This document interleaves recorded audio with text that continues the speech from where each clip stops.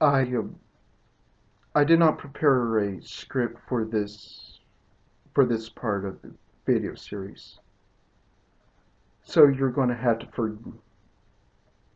to forgive me if I seem repetitive or that I space out. Okay, that's the reason why I write these handwritten scripts on the back of some scratch paper that my mother brings home from her job as a teacher. And I do not have a printer at home.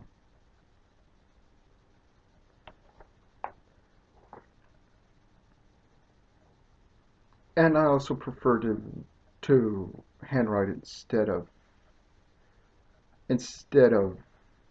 typing. However, the reason for this video is to explain that I do expect for edifying others to label me as a Gnostic, heretic, and a Freemason, which is his modus operandi to all of his critics.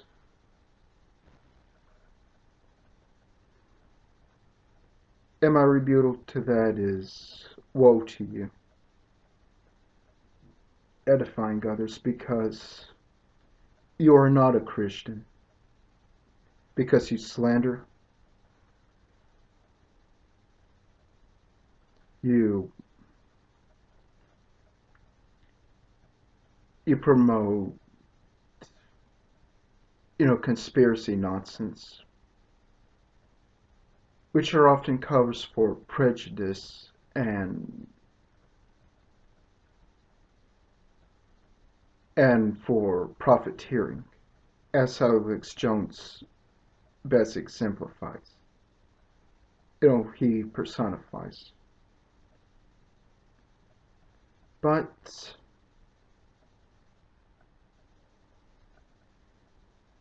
as I said, and as Jesus said in the Bible, that you will be judged according to your works. And anyone who reads any of your videos knows what you are. So I would like for you to truly meditate on Matthew 5, Matthew 7, Luke 6, John 7:24, Galatians 5, Colossians 3, Ephesians 4, and 1 Peter chapter 2. While it is important for Christians, to call out false doctrines, what you do is nothing more than slander and ad hominem name calling, like a child would do.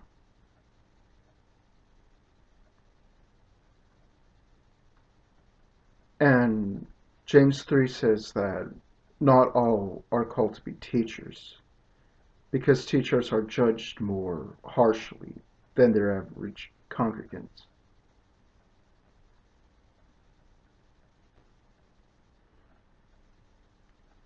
And I am considering joining the diaconate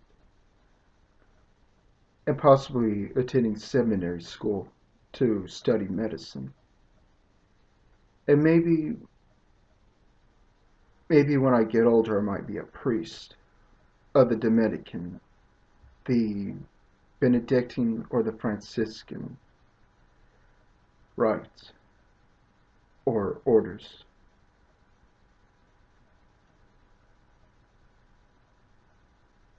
But except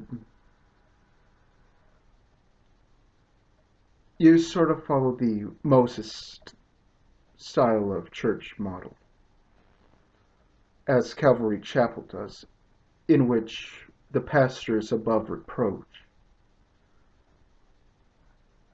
which is not true. In fact, that's self-serving and dishonest. And many so-called non-denominational churches have that model because they do not like to be called out.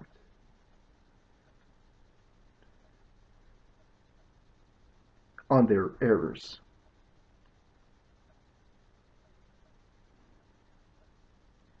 And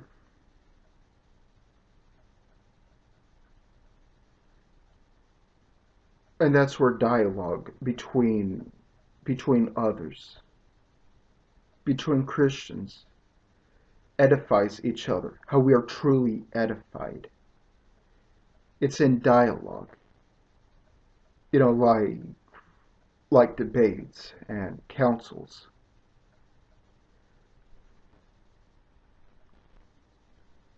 And first,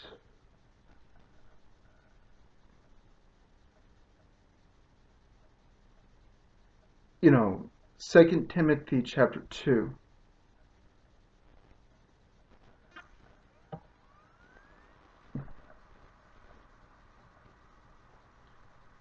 2 and 3, and and Proverbs 5 and 6 tell us to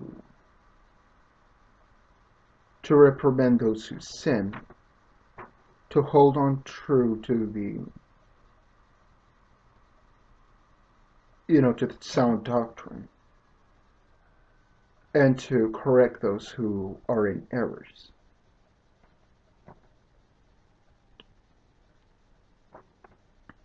And Proverbs 1 says that fools despise knowledge and correction.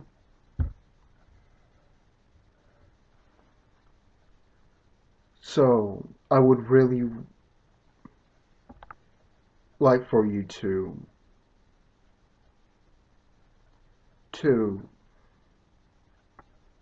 really reflect on the passages of Scripture that I have quoted, as well as your own actions, so that you may not be right in your own eyes, and so that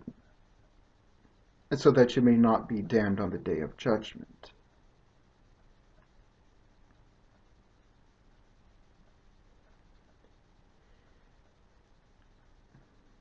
As a Catholic, I hear such accusations like that about me all the time.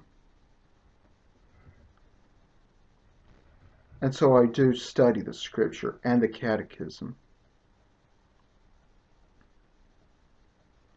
which is dogma. And dogma binds, churches. That is, if it's sound doctrine.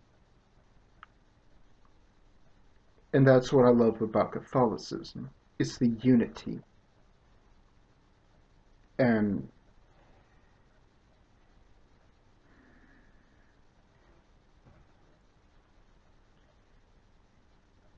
and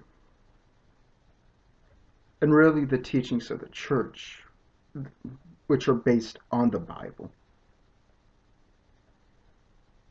And I will post a video on my faith journey. So I pray for you. But ultimately, your choice, ultimately, it is up to you to decide,